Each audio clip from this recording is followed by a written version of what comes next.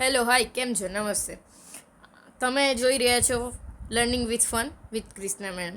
આપણે કાલે દહન વિશે કેટલીક માહિતી મેળવી હતી અને આજે આપણે ચાલુ કરીશું દહનના પ્રકારો. પણ એ પહેલાં તમને કાલનો વિડીયો ગમ્યો હોય તો પ્લીઝ લાઇક શેર અને સબસ્ક્રાઈબ કરી દેજો. બરાબર, એટલે મારી નવી અપડેટ તમને ફટાફટ મળી જાય.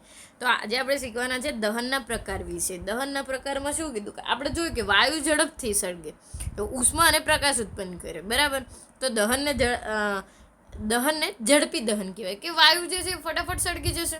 બરાબર, તમે જોયું હશે એલપીજી ગેસ હોય અને એ સળગે તો ભડાકો કરતો. બરાબર, તો એ શું થયું? ઝડપી દહન થયું. ફોસ્ફરસ જેવા પદાર્થો ઓરડાના તાપમાને પણ સળગી ઉઠે છે. આપણે જોયું કે દીવાસળી હતી, દીવાસળીને આપણે ઘસી, ક્યાં ઘસી? તો કે લાલ ફોસ્ફરસ પર. અને જેવી લાલ ફોસ્ફરસ પર ઘસી શું થઈ ગયું? સળગી ગઈ. તો એ જે શું કહેવાય કે ઓરડાના તાપમાને પણ સળગે છે. સળગવામાં જે પ્રકારમાં પદાર્થ અચાનક કોઈ દેખીતી કારણ વગર ભડકો થઈ જાય તો એને સ્વયંપૂરિત કહેવાય. બરાબર, આપણે સળગાયું ના હોય પણ અચાનક કોઈ કારણોસર એ સળગી ગયું હોય. અહીં કીધું કે કોલસાની ખાણ ઘણીવાર કોલસાના ભૂકામાં સ્વયંસ્ફુરિત દહન થઈ જાય. એટલે કોઈ એવી વસ્તુ જ્યાં આગ લાગી શકે અને કદાચ તાપ પડતો હોય બહુ એવો સારા એવા પ્રમાણમાં, તો આપણે હમણાં આગળ જોયું કે શું થાય, જંગલમાં આગ લાગી શકે. બરાબર, એવી રીતે ઘાસ હોય અને કોઈ કાચ બાચ ઉપરથી કંઈક પ્રકાશ એડજસ્ટ થતો હોય એવી રીતે, તો ત્યાં શું થઈ જાય? જાતે જ આગ લાગી જાય છે. બરાબર, તો કે સૂર્યની ગરમીથી કે વીજળી પડવાથી, હા ઘણી વાર એવું થાય કે વીજળી પડે એટલે સળગી જાય. બરાબર, જો કે મોટાભાગના દાવાનળ કેમ થાય? તો કે માણસની લાપરવાહી હોય, એને બરાબર ધ્યાન આપ્યું હોય નહીં, એ તાપણો વાપણો કરતો હોય, કદાચ કોઈ જગ્યાએ ઠંડી પડતી હોય તો એ ત્યાં બરાબર ઓલવે ના, તો શું થાય? આગ લાગે. હવે તહેવારના દિવસોમાં સામાન્ય રીતે આપણે હવે આવે છે, શું આવે છે? હવે શું આવશે? તો કે દિવાળી આવશે. શું આવશે? દિવાળી. હવે છોકરાઓને તો બહુ ગમે દિવાળી. કેમ? તો કે અમે દિવાળીમાં શું કરીએ? તો કે અમે દિવાળીમાં ફટાકડા ફોડીએ. શું ફોડીએ? ફટાકડા.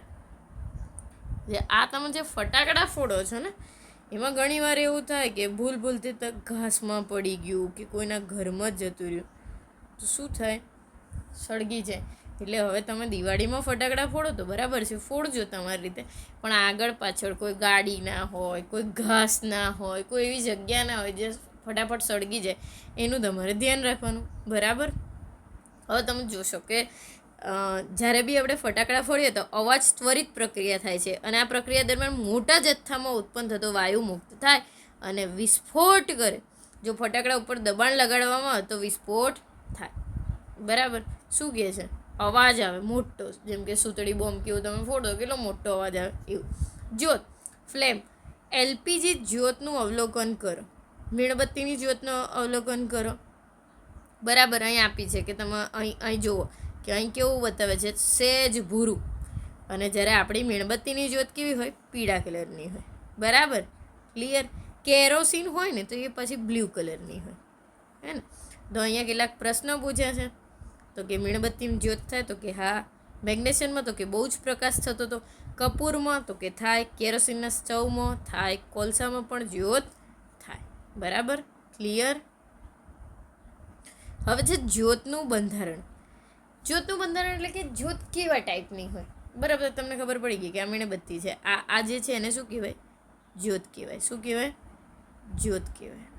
બરાબર, હવે આપણે એવું જોવાનું છે કે અહીંયા કેવી રીતે બને છે. ચાલો આપણે એ જોઈએ કે મીણબત્તી સળગાવો. ચીપિયાની મદદથી 4 થી 5 સેમી કાચની નળી પકડો અને એના એક છેડે સ્થિર હોય એવા ભાગમાં, અને બીજી બાજુથી પણ સળગાવવાનું જ છે એવું કીધું છે. હા ને? કોઈ જેત દેખાય છે? શું કહે છે કે એક છેડા સ્થિર હોય તે ઘેરો ભાગમાં દાખલ કરવાનું છે. જો હા, તો એવું કેમ થાય છે તો આપણે આજે જાણીએ. ચલો, જે પદાર્થનું દહન દરમિયાન બાષ્પીભવન થાય તો તે જ્યોત આપે. મતલબ શું થાય? બાષ્પીભવન થાય કોઈ પણ પદાર્થનું તો એ શું આપશે? જ્યોત આપે.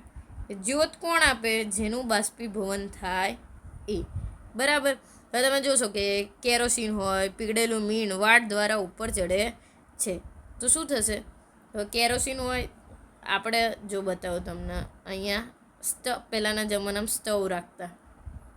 બરાબર, તો આવી રીતે ટાંકી હોય, એમાં કેરોસીન ભરેલું હોય. બરાબર, અને પછી દસીઓ મૂકેલી હોય તો ઘણીવાર આપણે દસીઓ બદલતા. અને મીણબત્તી હોય ને મીણબત્તી, એમાં આ મીણ જે છે ને એ ઓગળે અને શું થાય, પીગળે, બરાબર. અને એ દરમિયાન બાષ્પીભવન થાય છે. હવે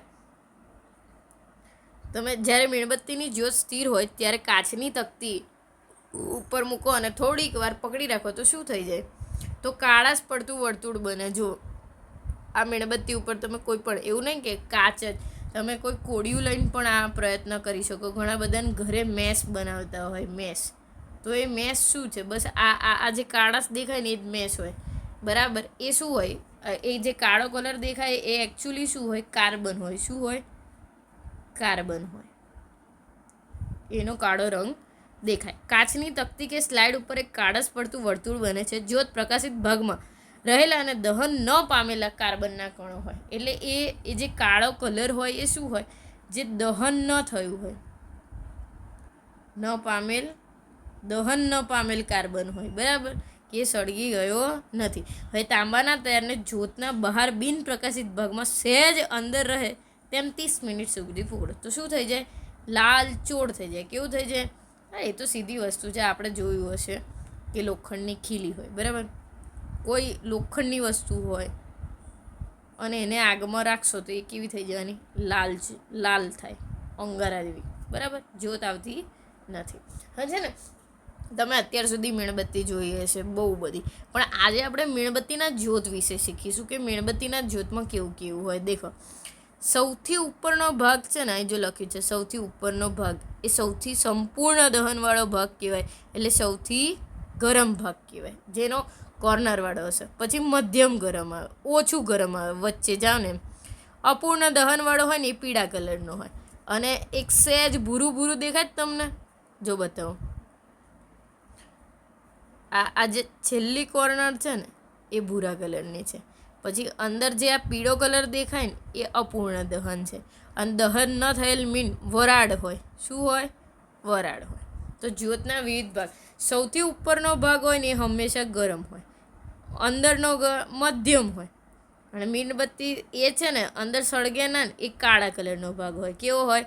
જે તમને દેખાડું, ક્યાં દેખાય છે, આ જ્યોત ઉપર કાળો કલર દેખાય છે, એ સળગ્યો નથી. પછી આ જે પીળો કલર દેખાય છે એ શું છે? મધ્યમ સ્તર. અને ઉપર સહેજ ભૂરા કલરનું છે એ સૌથી વધારે ગરમ હોય. હવે તમે ઘણીવાર સોની જોઈ હશે, ધાતુની ફૂંકણી વડે જ્યોતના સૌથી બહારના ભાગમાં સોનું તથા ચાંદી પીગાડવા માટે હવા ફૂંકે. કેમ સૌથી બહારના ભાગમાં? કારણ કે અહીં શું કીધું, સૌથી બહારનો ભાગ કેવો હશે? સંપૂર્ણ દહનવાળો. અને સૌથી ગરમ ભાગ, સૌથી ગરમ ભાગ કયો આવે? 3 ભાગ યાદ રાખવાના. એક બહાર ભૂરા કલરનો હોય એ સંપૂર્ણ દહનવાળો, એટલે સૌથી ગરમ. એક વચ્ચે પીળા કલરનો હશે એ મધ્યમ અપૂર્ણ દહનવાળો, પીળા કલરનો હોય. અને અંદર દહન જ નથી હોય એ કેવા કલરનો હોય? કાળા કલરનો. હવે ફૂંકણી સૌથી બહારનો ભાગનો ઉપયોગ કેમ કરે? કારણ કે એ સૌથી ગરમ હોય એટલે, બરાબર. હવે બળતણ એટલે શું? તો કે યાદ કરો કે ઉષ્મા ઉર્જાના સ્ત્રોતમાં શું આવે? તો કે એક આવે લાકડું, કોલસો, પેટ્રોલ, કેરોસીન. એ બધાને શું કીધું? બળતણ કીધું. કે એક સારું બળતણ કહેવાય જે તરત ઉપલબ્ધ થઈ જાય અને સસ્તું હોય, બરાબર. હવામાં સરળતાથી દહન પામતું હોય, મોટા પ્રમાણમાં ઉષ્મા ઉત્પન્ન કરે. જો આપણે જેટલી જરૂર હોય ઉષ્માની એટલું મળે એવું જ આપણે હંમેશા લઈએ, જે પણ હોય, બરાબર. હવે કોઈ બળતણ નથી જેને આદર્શ બળતણ કહી શકાય, એવું કોઈ બળતણ નથી કે જે ઉત્તમ બળતણ છે, સમજી લો. આપણે એવું બળતણ વિચારવું જોઈએ જે ચોક્કસ ઉપયોગમાં મોટા ભાગની જરૂરિયાત પૂરો કરતો હોય. બળતણ તેમની કિંમતોમાં જુદા જુદા હોય, જેમ કે લાકડાની કિંમત, પેટ્રોલની કિંમત, ડીઝલની કિંમત, એ બધી કેવી છે? અલગ અલગ છે. બધી એક સરખા ભાવે મળે? તો કે ના, બરાબર. હવે બળતણની કાર્યક્ષમતા પર આધાર રાખે છે. જેમ કે જુઓ, અહીં લખ્યું છે, એક મિનિટ, હા, અહીં લખ્યું છે કે કોલસો, છાણા, એલપીજીનો ઉપયોગ કરી ચોક્કસ જથ્થામાં આપણે પાણી ઉકાળવામાં કહેવામાં આવે. તો ત્રણેય બળતણ સરખા પ્રમાણમાં ઉત્પન્ન કરે. એટલે એવું કહે છે, તમે છાણા લો, કાં પછી કોલસો લો, કે શું લો? લાકડા લો. આ 3 સરખી ઉત્પન્ન કરે? તો કે ના, છાણા જે છે, કોલસા જે છે સૌથી વધારે કોણ ઉત્પન્ન કરશે? લાકડું. બરાબર. હવે અહીંયા એવું કીધું કે 1 કિલોગ્રામ બળતણ સરખા પ્રમાણમાં ઉષ્મા ઉત્પન્ન કરશે? ના કરે. 1 કિલોગ્રામ બળતણનું સંપૂર્ણ દહન થવાથી જે ઉષ્મા ઉર્જા મળે એને કેલેરી મૂલ્ય કહેવાય. ધારો કે એવું કહે છે કે 1 કિલો તમે કોઈ બળતણ સળગાવ્યું અને એનું સંપૂર્ણ દહન થયું, તો એનાથી આપણને જે ઉષ્મા મળી એને શું કહેવાય? કેલરી મૂલ્ય. શું કહેવાય? કેલરી મૂલ્ય. બરાબર. હવે અહીં છે કોલસો કેવું છે? તો કે ઘન બળતણ છે. પ્રવાહીમાં કોણ આવે? તો કે કેરોસીન. કુદરતી વાયુ કયામાં આવે? વાયુ બળતણમાં. મેં તમને પહેલાં પણ કીધું હતું કે કોઈ પણ અવસ્થા હોય એમાં બળતણ હોઈ શકે, જેમ કે ઘન, પ્રવાહી અને વાયુ. અહીંયા ઉદાહરણ આપ્યા છે કે ઘન બળતણમાં કોલસો આવ્યો, પ્રવાહીમાં કેરોસીન આવ્યું અને કુદરતી વાયુ આવ્યા. એની જગ્યાએ તમે લખી શકો લાકડું ઘનમાં આવશે, પેટ્રોલ, ડીઝલ એ બધા શેમાં આવે? પ્રવાહીમાં. અને એના સિવાયના શેમાં આવશે? સીએનજી ને એવું બધું, તો કે એ બધું આવે કુદરતી વાયુમાં. બરાબર. હવે છે ને કિલો જૂલ પ્રતિ કિગ્રા, આ યાદ રાખવાનું છે. શું કીધું? બળતણની જે એકમ છે એ શું છે? કિલો જૂલ પ્રતિ કિગ્રા. યાદ રહેવું જોઈએ તમને. બરાબર. બળતણનું કેલેરી મૂલ્ય કિલો જૂલ પ્રતિ કિગ્રા છે. બરાબર. આ રીતે દર્શાવેલું છે. હવે અહીંયા છે ને કેટલાક કેલેરી મૂલ્ય આપેલા છે, જેમ કે છાણાનું 6000 થી 8000 કિલો જૂલ પ્રતિ કિગ્રા હોય, જેમાં લાકડાનું 17000 થી 22000, કોલસાનું 25000 થી 33000, પેટ્રોલ જે છે 45000, પેટ્રોલ, ડીઝલ, કેરોસીન બધા 45000, મિથેન, સીએનજી એ 50000, એલપીજી 55000, બાયોગેસ અને હાઇડ્રોજન. તો સૌથી વધારે કોણ આપે છે? હાઇડ્રોજન. કેટલું? 1,50,000 આપે છે કિલો જૂલ પ્રતિ કિગ્રા. તો સૌથી વધારે કોણ આપે? હાઇડ્રોજન. એના પછી બાયોગેસ. અને સૌથી ઓછું કોણ આપે? છાણા. બરાબર. તો એનો મતલબ એવો થયો કે પેલું પાણીવાળો પ્રશ્ન પૂછ્યો હતો કે છાણા હોય, લાકડા હોય અને કોલસો હોય, તો બધા સરખું કેલોરી. તો કે સૌથી ઓછું ઉષ્મા ક્યાં ઉત્પન્ન થાય? છાણામાં. પછી અહીંયા જુઓ શું કીધું છે? કોલસો અને લાકડું, તો એનાથી થોડી વધારે કોમાં ઉત્પન્ન થાય? લાકડામાં. અને સૌથી વધારે શેમાં થાય? કોલસા. સમજ્યા? એટલે જ આપણે જ્યારે પેલી રેલવે એન્જિનમાં શું નાખતા હતા? કોલસો. કારણ કે આપણે જે કિલો જૂલ પ્રતિ કિગ્રા વધારે જોઈએ ઉષ્મા, તો ટ્રેન છેક સુધી જઈ શકે. બરાબર. હવે અહીંયા બીજું શું કીધું છે કે બળતણનું દહન હાનિકારક પદાર્થોનું ઉત્પાદન પ્રેરે છે. હવે તમે અત્યાર સુધી શું ભણ્યા કે કેવી રીતે સળગાવાય, કોની કેટલી એનર્જી છે, કેટલા પ્રકાર છે, કેવી રીતે આગ ઓલવી શકાય, શું કારણથી દાવા નળ થાય. પણ હવે શું કીધું છે? હવે અગત્યની વસ્તુ કીધી કે બળતણનું દહન હાનિકારક પદાર્થોનું ઉત્પાદન પ્રેરે છે. કેવી રીતે? તો કે જુઓ, લાકડું છે, કોલસો છે, પેટ્રોલિયમ છે, કાર્બન ધરાવતા બળતણ દહન ન થાય તેવા કાર્બનના શું કરે? તો કે સીધી વસ્તુ છે, સદીઓથી આપણે લાકડાનો ઉપયોગ કરીએ. હમણાં એલપીજી આવ્યો, પણ પહેલાં શેનો ઉપયોગ કરતા હતા? લાકડાનો. તો આપણા દેશમાં ઘણા ગ્રામીણ વિસ્તારોમાં લોકો હજુ પણ લાકડાનો ઉપયોગ કરે છે. બરાબર. આપણે લાકડા વીણીને ચૂલામાં ખાવાનું બનાવીએ. તો લાકડા સસ્તા પડે એલપીજી કરતાં, પણ એને સળગાવવાથી શું થાય? ધુમાડો થાય. એટલે આવું કે લાકડા તો સસ્તા, પણ એનાથી શું થાય? ધુમાડો, જે શું છે? હાનિકારક છે. શું છે? હાનિકારક. બરાબર. હવે શ્વાસ સંબંધિત મુશ્કેલી ઊભી થાય. તમે જોયું હશે ઘણીવાર તમે છે ને ફૂંક મારીને એને એ કરતા હોય ને તો તમને બરાબરની ખાંસી આવી જાય. બરાબર. લાકડાના બળતણ તરીકે વાપરવાથી નાશ થાય ઘણા બધા વૃક્ષો, એ તો ખરું જ, પણ એની સાથે આપણા શરીર માટે બહુ જ હાનિકારક છે. પ્લસમાં શું થશે? વૃક્ષો ઓછા થઈ જશે. વૃક્ષો ઓછા થઈ જાય તો શું થાય? વરસાદ ઓછો આવે. બરાબર. એટલે લાકડાનો ઉપયોગ ના કરવો જોઈએ. એની જગ્યાએ શેનો ઉપયોગ કરવો જોઈએ? એલપીજી ગેસનો ઉપયોગ કરવો જોઈએ. પછી એક બીજું પ્રશ્ન છે કે બળતણમાં અપૂર્ણ દહન થયું. અપૂર્ણ એટલે પૂરું નહીં થયું. આપણે જોયું હતું ને પેલી મેસ, તો કે મોનોક્સાઇડ, કાર્બન મોનોક્સાઇડ વાયુ ઉત્પન્ન થાય. ઘણા બધા વ્હીકલ છે જે કાર્બન મોનોક્સાઇડ ઉત્પન્ન કરે છે. બંધ ઓરડામાં કોલસો સળગાવવો ખૂબ જ જોખમી છે. કેમ? તો કે હવે ધારો કે તમારું ઘર બંધ કરીને તમે ચૂલો સળગાવ્યો, બરાબર, ચૂલામાં અપૂર્ણ દહન થયું એટલે શું ઉત્પન્ન થયું? Carbon monoxide. શું ઉત્પન્ન થયો? Carbon monoxide. તો એ તમને એટલો ઝેરી છે કે તમારો જીવ પણ જઈ શકે છે. એટલે કોઈ દાડો દરવાજો બંધ કરી ચૂલો સળગાવવાનો નહીં તો મરી જાય. કેમ મરી જાય? તો કે ઓક્સિજનનું પ્રમાણ ઘટી જાય અને શેનું પ્રમાણ વધી જાય? કાર્બન મોનોક્સાઇડનું. બરાબર. એટલે તમારે ક્યાં નહીં શું, જ્યાં બહુ બધો ધુમાડો થતો હોય ત્યાં. પછી ચૂલો સળગાવો કે એવું કંઈ કરો તો શું કરવું? થોડીક બારી ખુલ્લી રાખવી. મોટાભાગના દહનને લીધે પર્યાવરણમાં કાર્બન ડાયોક્સાઇડનું મુક્ત થાય અને ગ્લોબલ વોર્મિંગનું કારણ બની જાય. હવે તાપમાન, ગ્લોબલ વોર્મિંગ શું કરે? તો કે આ આપણી પૃથ્વી છે. જો આ આપણી પૃથ્વી છે, અહીંયા સૂરજ દાદા પ્રકાશ આપે છે. તો એ જે તાપમાન હોય ને, એટલે કે આપણે કહીએ બહુ ગરમી છે, પહેલાં હંમેશા છે ને 25 ડિગ્રી 30 ડિગ્રી તાપમાન નોર્મલ હતું. અત્યારે ઉનાળામાં છે ને 45 ડિગ્રી તો એમનેમ તાપમાન જતું રહે છે. એવું કેમ થાય? તો કે એવું થવાનું કારણ શું છે? તો કે આપણે જે બધા વસ્તુઓ વાપરીએ છીએ, બળતણ વાપરીએ છીએ, એનાથી આપણને કાર્બન ડાયોક્સાઇડનું પ્રમાણ કેવું થાય? વધી જાય. અને આ કાર્બન ડાયોક્સાઇડનું પ્રમાણ વધે એટલે થાય ગ્લોબલ વોર્મિંગ. પાછા પ્રકાશ જઈ શકતા નથી, અહીં જ રહી જાય. એટલે પછી શું થાય? તો કે પછી ગરમી લાગે. હવે દરિયા કિનારાના વિસ્તારમાં પૂરની સ્થિતિ પણ ઉત્પન્ન કરી શકે છે. નીચાણવાળા વિસ્તારો હંમેશા ડૂબી જાય. તમે જોજો, બોમ્બે છે તેને એવું કીધું છે કે કેટલાક આવનારા અમુક વર્ષો પછી બોમ્બે ડૂબી જશે. કોલસા અને ડીઝલના દહનથી સલ્ફર ડાયોક્સાઇડ વાયુ મુક્ત. હવે એટલે કોલસો અને ડીઝલ,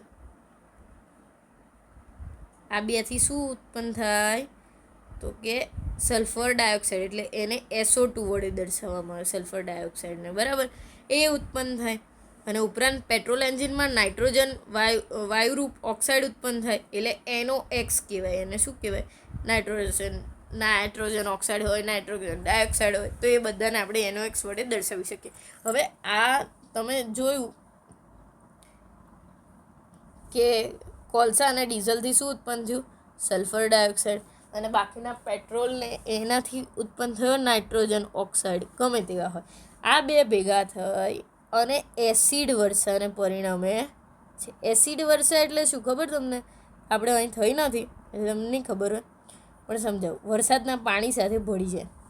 જો વરસાદનું પાણી પ્લસ સલ્ફર ડાયોક્સાઇડ અને NOx એટલે બને શું ખબર? H2SO4 બની જાય. સલ્ફ્યુરિક એસિડ બની ગયો. હવે આ કેવું કરે? આ વરસાદ પડ્યો ને ભૂલે તો શું થાય ખબર? ધારો કે પતરા હતા ને પતરા પર પડ્યું તો પતરું કેવું થઈ જશે? કાણું થઈ જશે. કોઈ ગાડી પર પડ્યું તો એ, કોઈ છોડ પર મળ્યું તો એ છોડ મરી જશે, પાકને નુકસાન થશે. અને ઇવન માણસના શરીર પર પડ્યું ને તો પણ એને પણ નુકસાન કરી શકે, કારણ કે આ એસિડ છે અને એસિડ નુકસાનકારક હોય, બરાબર. એટલે આ બધાનો ઉપયોગ કેવો કરવાનો? માપનો કરવાનો, હે ને. જો ફરીથી એકવાર સમજાવી દો. કોલસો અને ડીઝલનો ઉપયોગ કરો તો સલ્ફર ડાયોક્સાઇડ, બરાબર, અને પેટ્રોલનો ઉપયોગ કરો તો નાઇટ્રોજન ઓક્સાઇડ, અને એ પાણી સાથે જ્યારે ભરશે ત્યારે H2SO4 ઉત્પન્ન કરે, જેને શું કહેવામાં આવે? એસિડ વર્ષા. એટલે આપણે હંમેશા શું કરવાનું? દિલ્હી અને એવા શહેરમાં તો CNG જ ચલવે છે અથવા ઇલેક્ટ્રિક વાહન ચલવે, ઇલેક્ટ્રિક વ્હીકલ, બરાબર. એટલે કે ઇલેક્ટ્રિક વ્હીકલ એટલે શું? તો કે બેટરી હોય, બેટરીને ચાર્જ કરવાના, આપણે મોબાઈલને ચાર્જ કરીએ એમ, પછી ફરવાનું. CNG છે ને સ્વચ્છ બળતણ છે. CNG વાળી વસ્તુ ઉપયોગ થાય, પેટ્રોલ અને ડીઝલની કરો એની જગ્યાએ. અહીં આપણે આ પાઠ પૂરો થાય છે. હવે આપણે ફટાફટ એકવાર રિવિઝન કરી લઈએ. તો લખ્યું કે જે પદાર્થનું દહન હવામાં થાય છે એને શું કહેવાય? દહનશીલ પદાર્થ. જે પદાર્થનું દહન થાય, મતલબ લાકડા હતા તો એનું દહન થયું, પછી તો એને શું કહેવાય?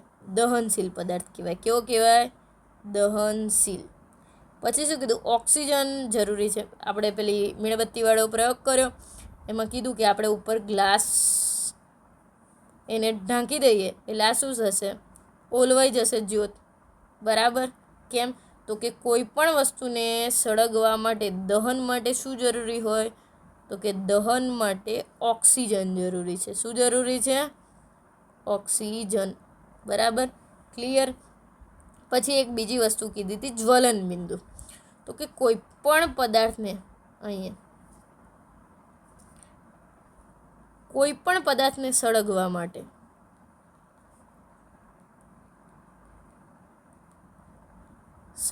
માટે જે નીચામાં નીચું તાપમાનની જરૂર પડે ને, એને શું કહેવાય? નીચામાં નીચું તાપમાન.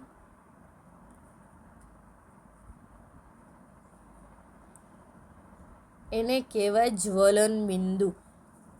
શું કહેવાય?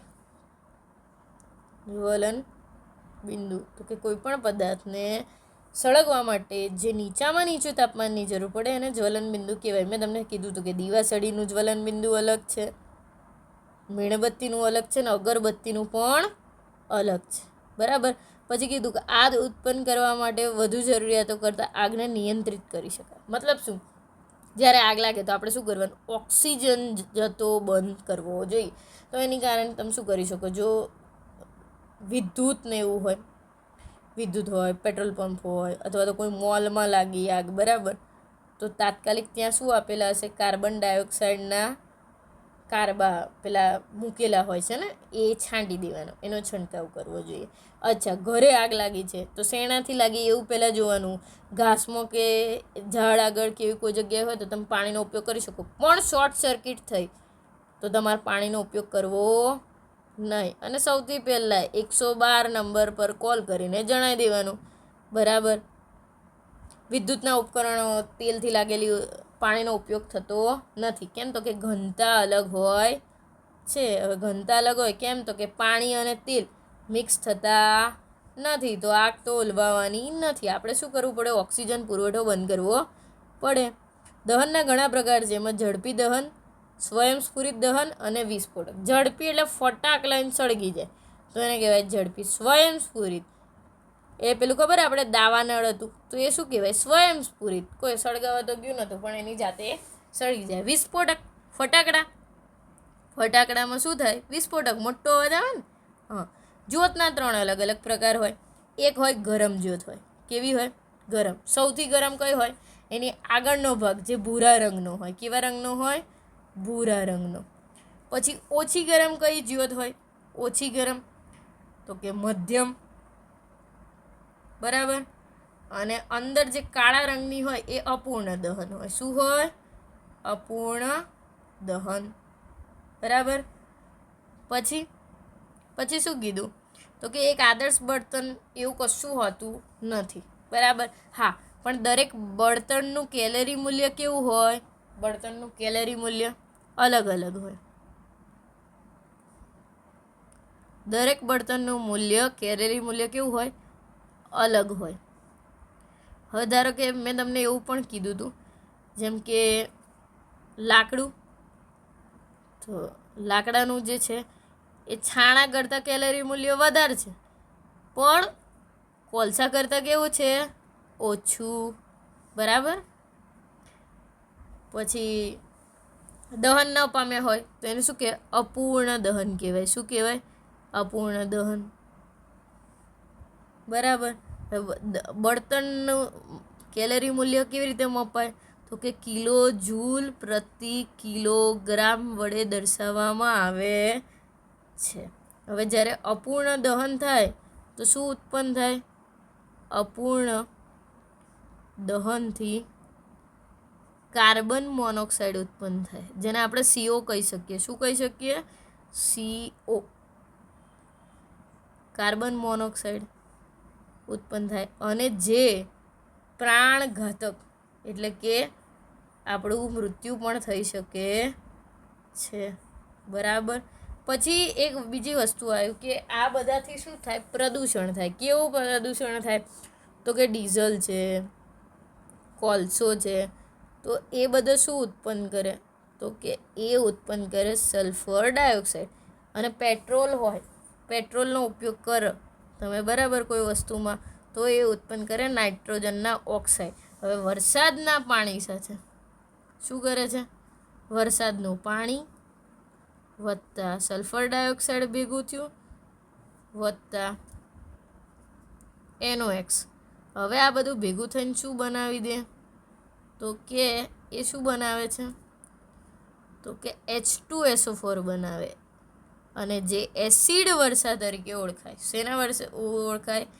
એસિડ વર્ષા. જે હાનિકારક છે માણસો માટે, ખેતરમાં કે પ્રાણીઓ માટે, દરેક વસ્તુ માટે એસિડ વર્ષા કેવી છે? હાનિકારક છે. એટલે તો તાજમહેલનો રંગ છે એ પહેલાં સફેદ હતો. તાજમહેલ કેવો હતો? સફેદ. પણ પ્રદૂષણના કારણે કેવો થઈ ગયો છે? પીળો થઈ ગયો છે. બરાબર. હવે એના સિવાય ગ્લોબલ વોર્મિંગ થાય છે. બરાબર. તો આજે આપણે જોઈ લીધું. ફરી એકવાર જો સોની જે હોય એ ફૂંકણીનો ક્યાં સૌથી ગરમ ભાગનો ઉપયોગ કરશે. બરાબર. પછી બળતણના પ્રકાર આવે. હા, આ કહેવાનું રહી ગયું. શું કહે છે? બળતણ કોઈ પણ અવસ્થામાં હોઈ શકે. ઘન બળતણ પણ હોય, પ્રવાહી બળતણ પણ હોઈ શકે અને વાયુ બળતણ પણ હોય. ચલો પછી મેસ. એ મેસ એકચ્યુઅલી શું છે? આપણે જે એક મીણબત્તી છે, મીણબત્તી અહીં ઉપર કોઈ પટ્ટી રાખી, કોઈ કોળિયું રાખી, કશું બી કર્યું તો અહીં કાળું કાળું થઈ જશે. એ જે છે ને એ કાર્બન હોય. શું હોય? કાર્બન. જેને અપૂર્ણ દહન કે થયું છે. બરાબર. તો ચાલો અહીં આપણો પાઠ પૂરો થાય છે. જો તમને ગમ્યો હોય તો લાઈક, શેર અને સબસ્ક્રાઈબ કરજો. Thank you.